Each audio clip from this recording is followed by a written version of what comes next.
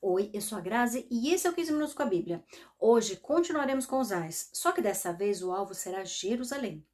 Capítulo 29. Ai da cidade de Davi. Ai de Ariel, Ariel, a cidade onde acampou Davi. Acrescentem um ano a outro e deixem seguir o seu ciclo de festas. Mas eu sitiarei Ariel, que vai chorar e lamentar-se, e para mim será como uma fornalha de altar. Acamparei ao seu redor, eu a cercarei de torres e instalarei contra você minhas obras de cerco. Lançada ao chão, de lá você falará.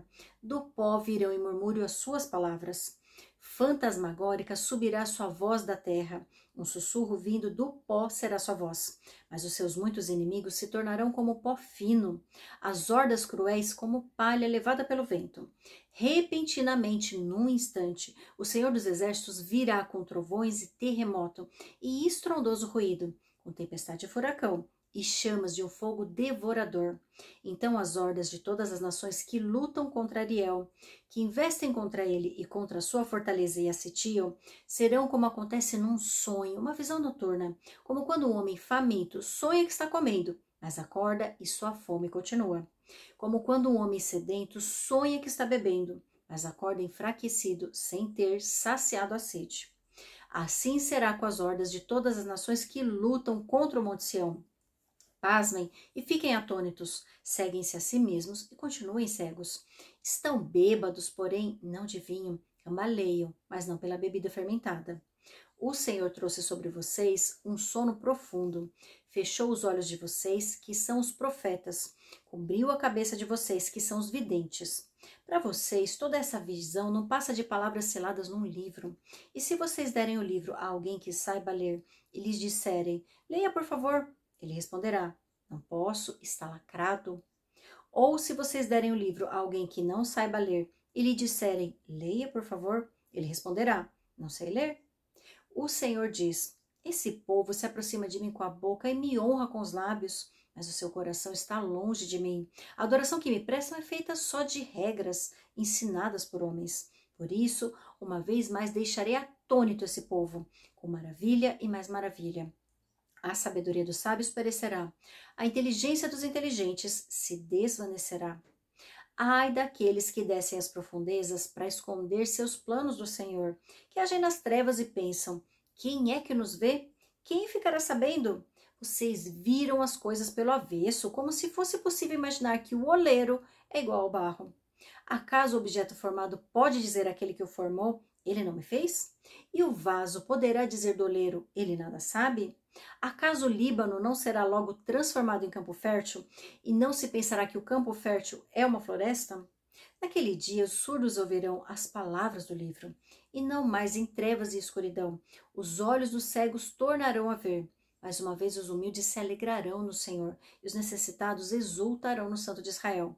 Será o fim do cruel. O zombador desaparecerá, e todos os olhos inclinados para o mal serão eliminados, os quais com uma palavra tornam réu o inocente. No tribunal trapaceio contra o defensor e com testemunho falso impedem que se faça justiça ao inocente. Por isso, o Senhor que redimiu Abraão diz à descendência de Jacó, Jacó não será mais humilhado, e o seu rosto não tornará a empalidecer. Quando ele vir em seu meio seus filhos, a obra de minhas mãos, proclamará o meu santo nome, reconhecerá a santidade do santo de Jacó, e no temor do Deus de Israel permanecerá. Os desorientados de espírito obterão entendimento, e os queixosos vão aceitar instrução. Aqui Jerusalém é chamada de Ariel, e na minha Bíblia uma nota de rodapé que explica que a palavra que designa fornalha de altar no hebraico se assemelha à palavra Ariel. A exemplo de Efraim, Judá também andava cambaleante e embriagada, e pervertia a interpretação da lei em um conjunto de regras infindáveis e sem sentido. Acho interessante quando o Senhor diz que as palavras estavam seladas em um livro, e quando se pedia para que lessem, alguns não conseguiam ler porque o livro estava selado, e outros não conseguiam porque não sabiam ler. E a reflexão que faço aqui é a seguinte, de nada adianta haver um livro com a lei se ele não pode ser aberto, ou se as pessoas não têm a capacidade de compreendê-lo. E era o que acontecia nessa época. Os religiosos e mestres da lei, em vez de tornar a lei acessível para que todos pudessem praticá-la, eles faziam o contrário e a tornavam tão complicada que era quase impossível se manter fiel. não que a lei representasse um fardo pesado, mas porque os religiosos a tornaram assim, através do conjunto de regras interpretativas que criavam e que não faziam sentido algum. O Senhor salienta que o povo se aproximava com a boca e honrava com os lábios, mas seu coração estava bem longe dele. E é exatamente isso que acontece quando tornamos o relacionamento com Deus uma religião. Um conjunto de regras e procedimentos que não fazem sentido. A adoração prestada era apenas um conjunto de regras ensinadas pelos homens. Aqueles que deviam aproximar o povo de Deus acabavam por afastá-lo por conta de uma religiosidade hipócrita e vazia. Capítulo 30. Ai da nação obstinada. Ai dos filhos obstinados, declara o Senhor, que executam planos que não são meus, fazem acordos sem minha aprovação, para juntar pecado sobre pecado, que descem ao Egito sem consultar-me, para buscar proteção no poder do faraó, e refúgio na sombra do Egito.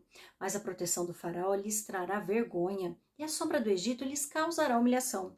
Embora seus líderes tenham ido a Zoan, e seus enviados tenham chegado a Ranes, todos se envergonharão por causa de um povo que lhes é inútil, que não traz ajuda nem vantagem, mas apenas vergonha e zombaria. A advertência contra os animais do Negueb. Atravessando uma terra hostil e severa, de leões e leoas, de víboras e serpentes velozes. Os enviados transportam suas riquezas no lombo de jumentos, seus tesouros nas corcovas de camelos. Para aquela nação inútil, o Egito, cujo socorro é totalmente inútil. Por isso eu o chamo monstro inofensivo. Agora vá, escreva isso numa tábua para eles. Registre-o num livro, para que nos dias vindouros sejam testemunho eterno. Esse povo é rebelde, são filhos mentirosos, filhos que não querem saber da instrução do Senhor. Eles dizem aos videntes, não tenham mais visões, e aos profetas, não nos revelem o que é certo. Falem-nos coisas agradáveis, profetizem ilusões.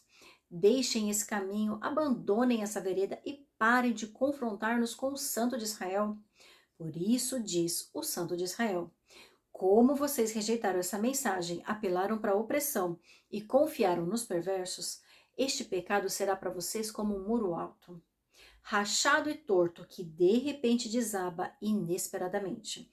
Ele o fará em pedaços como um vaso de barro, tão esmigalhado que entre os seus pedaços não se achará um caco, que sirva para pegar brasas de uma lareira ou para tirar água da cisterna. Diz o soberano, o Senhor, o Santo de Israel. No arrependimento e no descanso está a salvação de vocês. Na quietude e na confiança está o seu vigor. Mas vocês não quiseram, vocês disseram, não, nós vamos fugir a cavalo. Fugirão. Vocês disseram, cavalgaremos cavalos velozes. Velozes serão seus perseguidores. 1000 fugirão diante da ameaça de 1. Diante da ameaça de 5, todos vocês fugirão. Até que vocês sejam deixados como um mastro no alto de um monte, como uma bandeira numa colina. Contudo, o Senhor espera o momento de ser bondoso com vocês. Ele ainda se levantará para mostrar-lhes compaixão, pois o Senhor é Deus de justiça. Como são felizes todos os que nele esperam. Ó povo de Sião que mora em Jerusalém, você não vai chorar mais. Como ele será bondoso quando você clamar por socorro. Assim que ele ouvir, lhe responderá.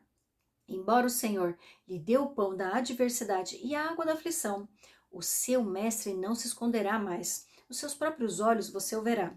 Quer você se volte para a direita, quer para a esquerda, uma voz atrás de você lhe dirá: este é o caminho, siga-o. Então você tratará como impuras as suas imagens revestidas de prata e os seus ídolos recobertos de ouro. Você os jogará fora como um trapo imundo e lhes dirá: fora! Ele também lhe mandará chuva para a semente que você semear, e a terra dará alimento rico e farto. Naquele dia o seu gado passará em grandes parados.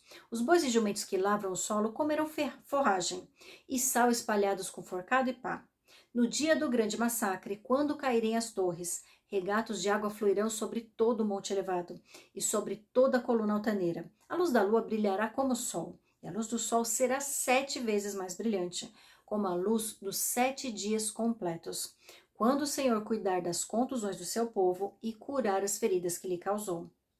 Vejam, de longe vem o nome do Senhor, com sua ira em chamas e densas nuvens de fumaça. Seus lábios estão cheios de ira e sua língua é fogo consumidor. Seu sopro é como uma torrente impetuosa que sobe até o pescoço.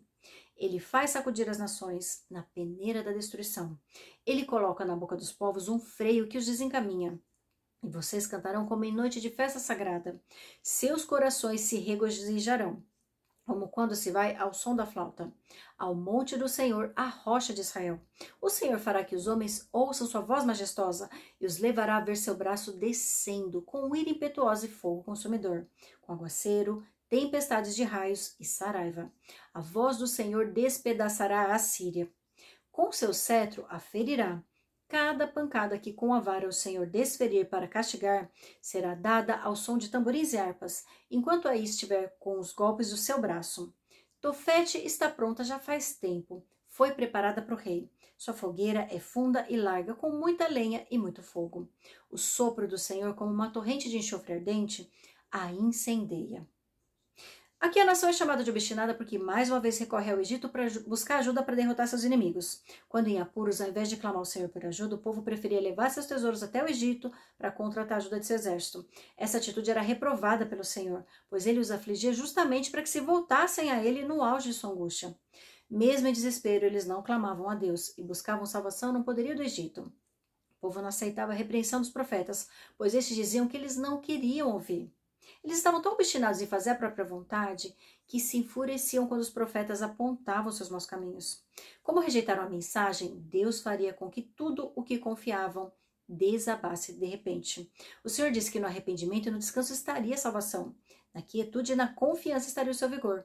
Mas eles não quiseram. Preferiram contar com a força do próprio braço e à custa das próprias riquezas. Mesmo assim, o Senhor aguardava pelo momento de ser novamente bondoso com seu povo. Quando clamassem por socorro, ele estaria esperando para responder. E, embora tivessem recebido o pão da adversidade e a água da aflição, o mestre não esconderia mais o seu rosto. Quer se voltassem para a esquerda ou para a direita, a voz do Espírito Santo estaria atrás, dizendo qual seria o caminho a percorrer. E assim jogariam fora suas imagens esculpidas e as tratariam como imagens impuras.